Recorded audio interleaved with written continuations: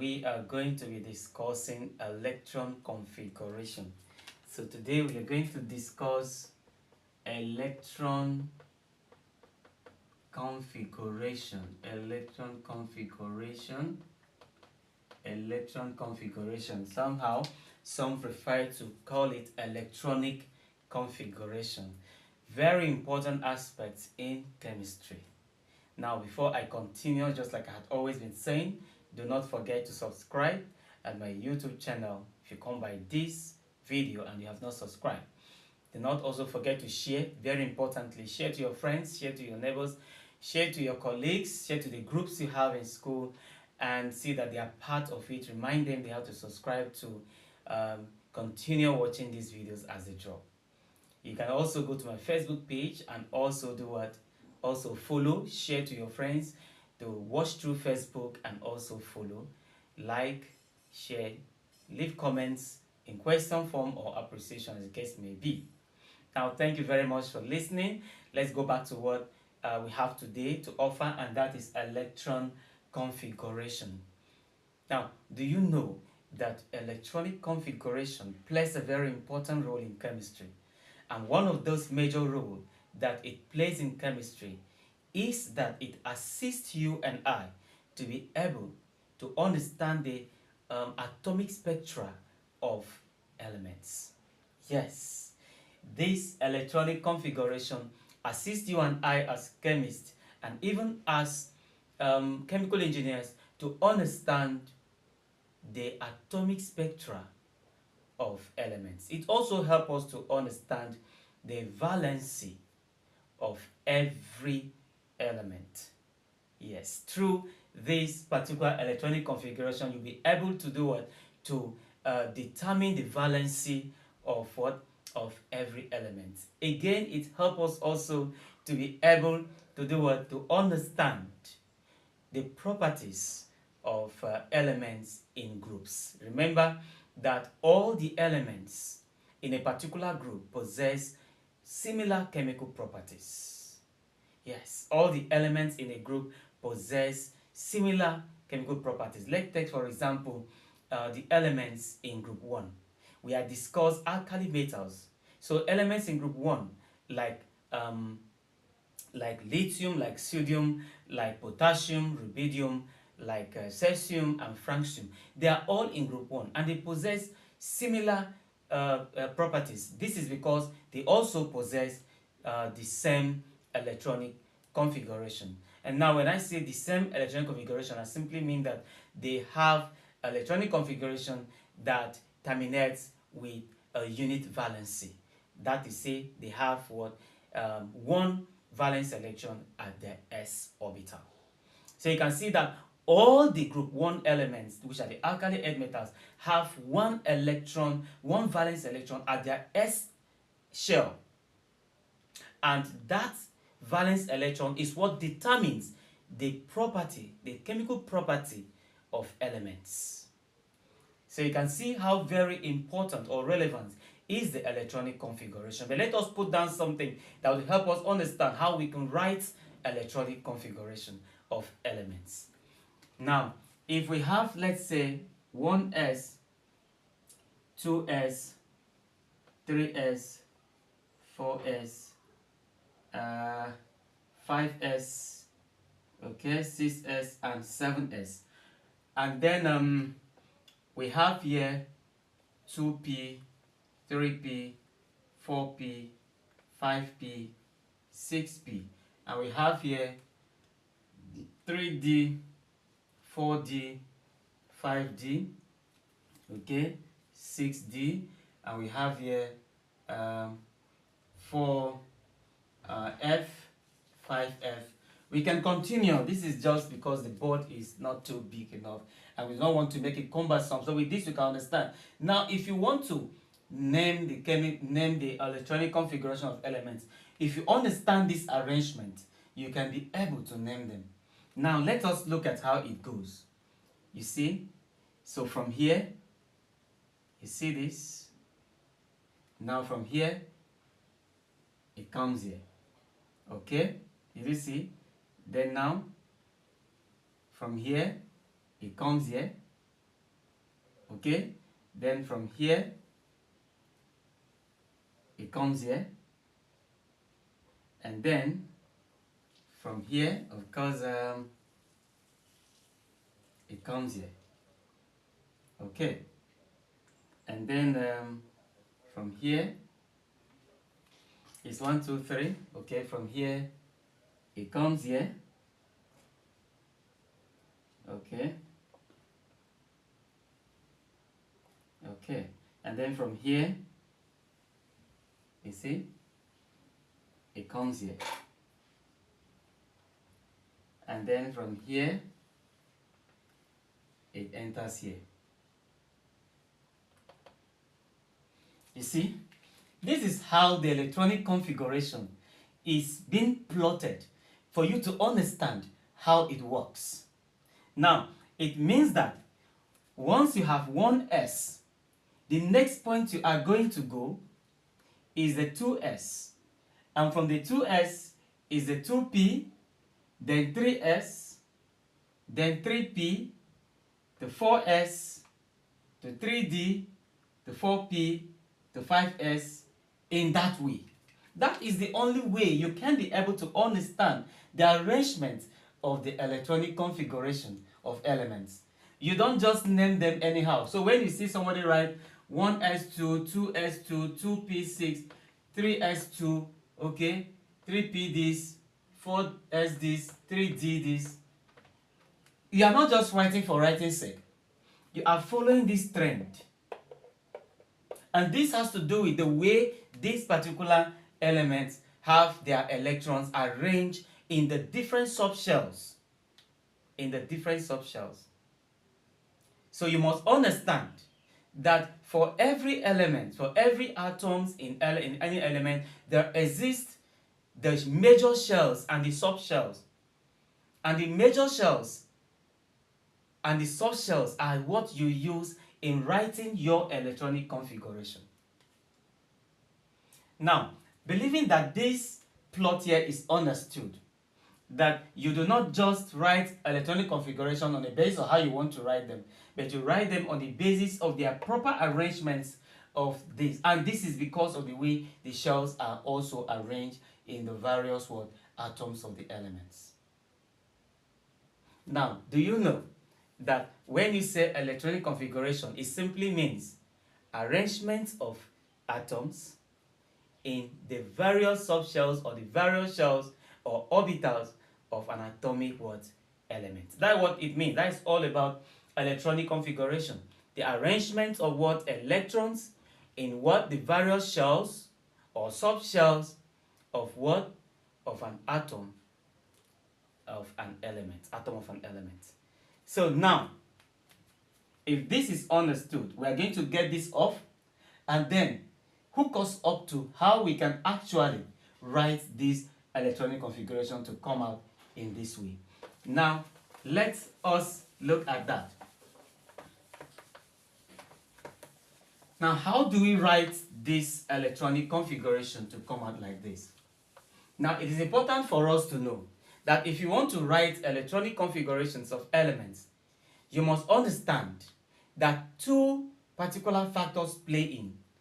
The first factor is that you must know that there exists the principal quantum number and there also exists the azimuthal or the subsidiary quantum number. We have done this earlier in our classes when we try to see the implications of this. Remember that the azimuthal quantum number simply explains the shapes of molecules. So if you want to write the electronic configuration of any element, you must understand that there is a principal quantum number involved and there is also the azimuthal or the subsidiary quantum number.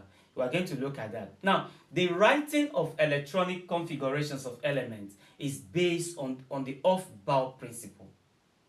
Okay, it's based on the Aufbau principle.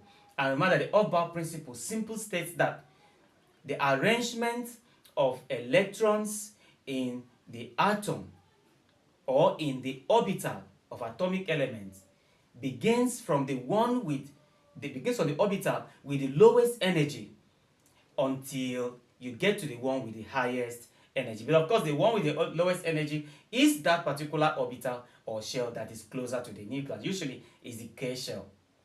And then the one that is away from, far from the nucleus is of course the one with the highest energy, and that is usually the one with the Q, because you have the K, L, M, N continuously up to the Q. Okay, and these are the major shells. These are the major shells. These are the major shells or the major orbitals. Then we have the sub-shells. Okay, so if you understand the Hofbauer principle, which says that the filling of the various orbitals of every atom begins from the one with the lowest energy until the one with the highest energy, then we begin to understand that the s orbital is the one with the lowest energy and closer to the nucleus of an atom. Okay, now if we take a look at this and we want to name or write the electronic configuration, we need to know that for the electronic configuration there is a particular formula that defines the maximum number of electrons that each orbital or shell holds, because the shells or orbitals do not just hold any number of electrons. So every shell or orbital, depending on the one with the lowest energy to the one that has the largest energy, it holds specific maximum number of electrons. And to be able to determine this particular maximum number of electrons for every orbital, you have to look at a formula that is defined as this. Now this formula makes this, of course, the energy level, and this of course is the type of orbital, while this of course it describes the number of what? Electrons, okay, in an orbital.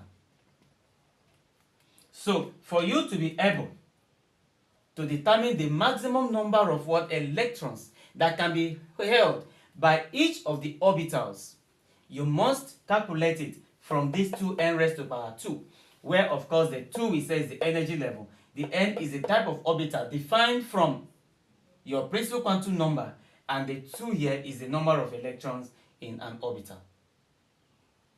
And if we have to use this formula, then we will be able to determine the maximum number of electrons, okay, in an orbital. Now let us first determine the maximum number of electrons in an orbital. Now if we are going to do that, let us say for the K shell, n is equals to 1, and n being equals to 1, it means that the principal quantum number for that particular first shell, which is the K shell, is 1. And if we use the formula of 2n raised to power 2 to calculate the maximum number of electrons that can be held by the K shell, we will see that 2n raised to power 2 will give us what? 2 times what? 1 raised to power 2, and this will give us what? 2 electrons. That means that the K shell of an atom will hold a maximum of 2 what? Electrons. That's what it means. Now, for the L shell, n is equals to 2. That implies 2 times what? 2 times 2 raised to power 2, and this will give us what? 2 times 4, which is what? 8. And this will give us 8 electrons. That means that for the L shell, you have a maximum number of electrons that can be held by the L shell as 8 electrons. You can see where we have the 1s2, the 2s2, the 2p6, you begin to see where we have that. Now for the N shell, n is equals to 3. That is the principal quantum number which defines the number of shell. So the M shell is the third shell away from the nucleus of an atom. So it means you have 2 times 3 raised to power 2, and this is 2 times 9, and it will give us 18 electrons. That means that the n shell cannot hold more than 18 electrons. That's the maximum electrons that it can hold. So when you are writing your electronic configuration, you must understand what is the maximum number of electrons that can be held by a particular shell. Now for the n shell, n is equals to 4, so that is the fourth shell, where you have 1, 2, 3, 4. So that is the fourth shell. This is the KLMN shell. So for the n shell, you have the fourth shell. So you can define the maximum number of electrons is 2 times 16, and this will give you 32 electrons. That means that the maximum number of electrons that the n shell can hold is 32 electrons. This is what will guide you in writing your electronic configurations. Okay. Now, do you also know that you can also work on what? Work on the subshells. Now, for the subshells, we have the S, P, D, F subshells. We have all these. These are the subshells. We have the S, P, D. Okay, let me write it where you know. So for the subshells, we have S, P, D, F, G until whatever. So we have, these are the various subshells that we have. So if you have a shell K, you have a subshell. If you have a shell L, you have a subshell. And it is this subshell that this number of electrons can be sprayed on if you want to write the electronic configuration. It is on this subshell that these electrons that you have been able to obtain for the various major shells can be sprayed on if you want to write the electronic configuration. How do we go about that? Now let us look at it. Now see, when you have the K shell, what it means, remember that we said what it means is that n is equals to 1. So it means that the azimuthal quantum number is equals to 0. So this implies that we have 1s. Okay?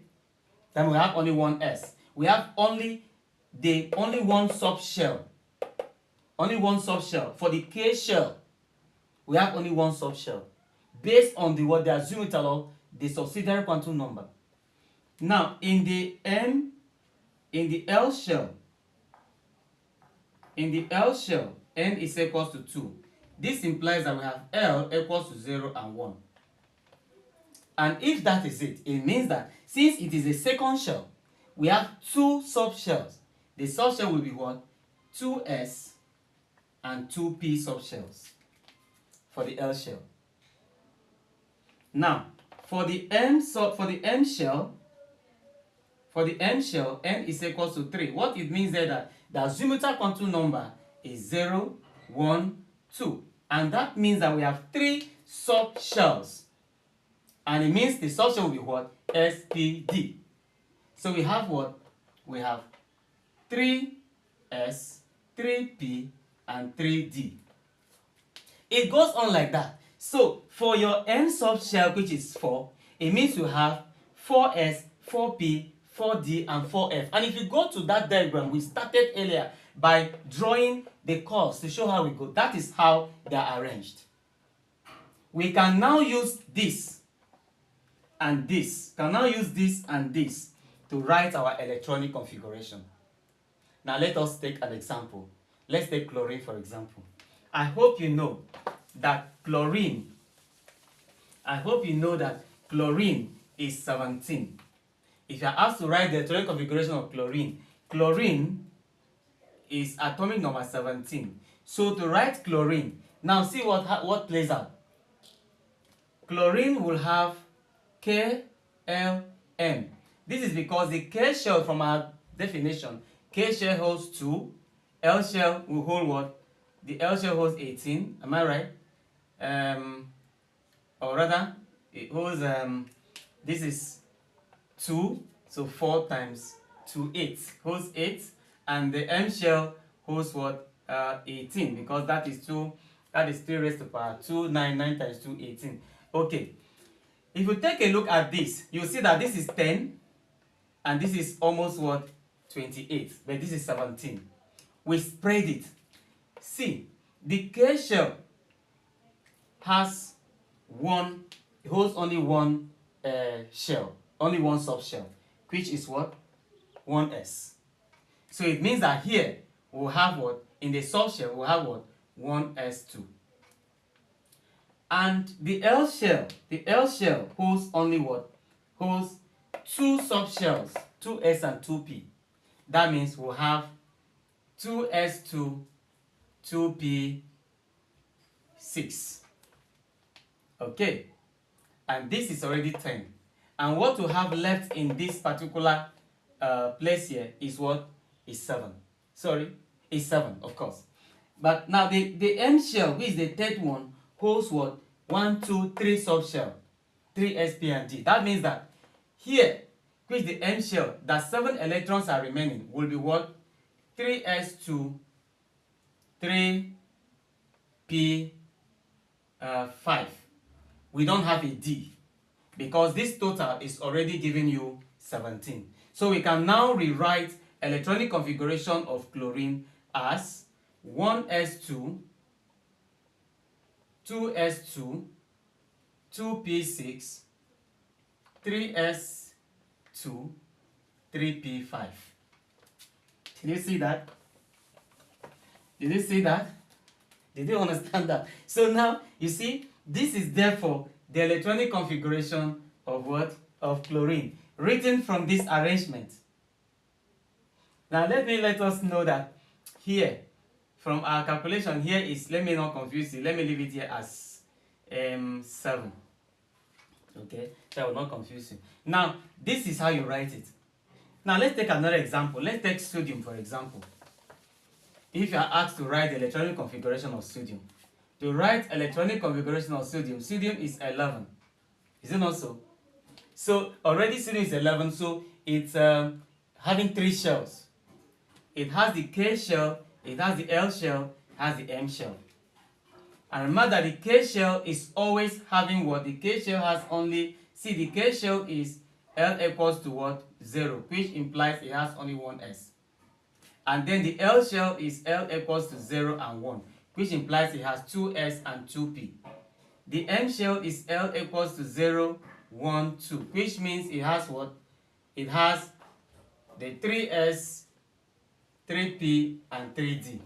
Now we are going to arrange this 11 into this place. The maximum number of electrons that are held by the K shell is only 2.